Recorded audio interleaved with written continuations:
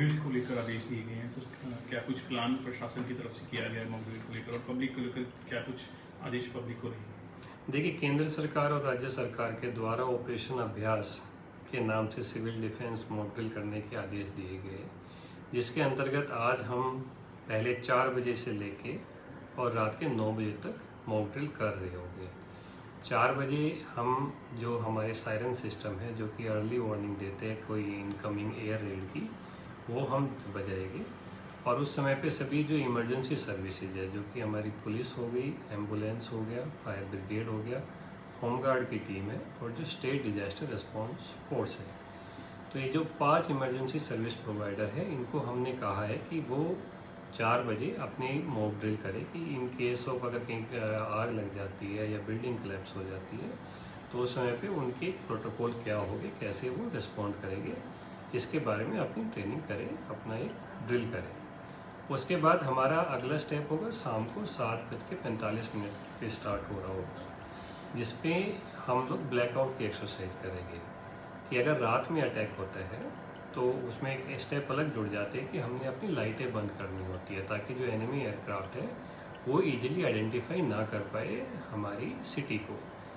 तो उसमें हम 7:50 से 8 बजे तक 10 मिनट के लिए पूरे शहर में अम्बाला सिटी और अम्बाला कैंट और आसपास के जो कुछ गांव भी है उनमें हम ब्लैकआउट करेंगे बिल्कुल पूरी तरीके से। हम जो हमारे फीडर है 220 kV से, वहीं से हम सप्लाई ऑफ कर देंगे। इसमें हमने साथ में जो इमरजेंसी सर्विस प्रोवाइडर है, फॉर एग्जांपल हॉस्पिटल है, तो उनको कहा है कि आप अपने जो ऑपरेशन थिएटर है, जो मेडिकल इमरजेंसी केस है, वो सुचारू रूप से चलते रहे, उसके लिए आप अपना एक बैकअप इन्वर्टर या जनरेटर जरूर रखें। Similarly for the police control room, for the all emergency service provider at least they should be ready कि इन केस अगर ब्लैकआउट हो जाता है तो उन्होंने अपनी एसेंशियल सर्विस कैसे मेंटेन रखनी है। साथ में ही मेरी अपील रहेगी सभी अम्बाला निवासियों से कि जिस समय ये जो समय 7:50 से लेकर 8 बजे तक जो ब्लैकआउट का जो समय है, उस समय पे अपनी अपनी लाइटें ऑफ कर लें, क्योंकि बहुत सारी घरों पे हो सकता है जनरेटर लगा हो या इन्वर्टर लगा हो या सोलर पैनल लगे हो। तो उसमें हमारा ये उनसे अनुरोध रहेगा कि इसको ड्रिल में पार्टिसिपेट करें और जो अपनी जो सारी लाइट है, नॉन एसेंशियल लाइट है, जो बाहर की लाइट है, वो सारी ऑफ कर दें। साथ में हमने जो पुलिस विभाग है उनको भी हमने कहा है कि जो आपकी गाड़ियाँ रहेगी वहाँ पे, वो थोड़ा एनफोर्स करें, लोगों को समझाए उस समय पे कि आपने अपनी लाइटें ऑफ करनी है। साथ के साथ ही उस समय पे चूँकि अगर कोई फायर का होता है या फिर कोई बिल्डिंग कोलैप्स होती है, उस समय पे क्या करना है उसकी भी एक्सरसाइज की जाएगी। एक हमारी तरफ से कॉल जाएगी उनको कि we will identify a building जहाँ पे इमरजेंसी है and we will also note the response time of each emergency services. तो ये पूरी ड्रिल रहेगी हमारी। काफ़ी अच्छी हमारी तैयारियां हो गई है। आज सभी डिपार्टमेंट के ऑफिशियल यहाँ पे इन्वॉल्व थे।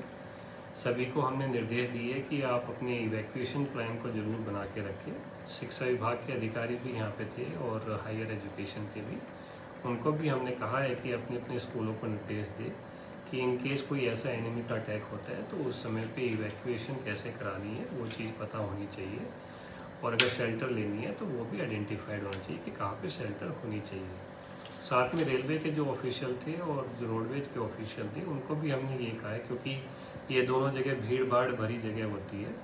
तो हमने उनको ये कहा है कि इनके सायरन बजता है तो आपने अपनी वो जो भीड़ है उसको कैसे नियंत्रित तरीके से सेफ जगह पे लेके जाना है ताकि कोई भगदड़ ना बचे।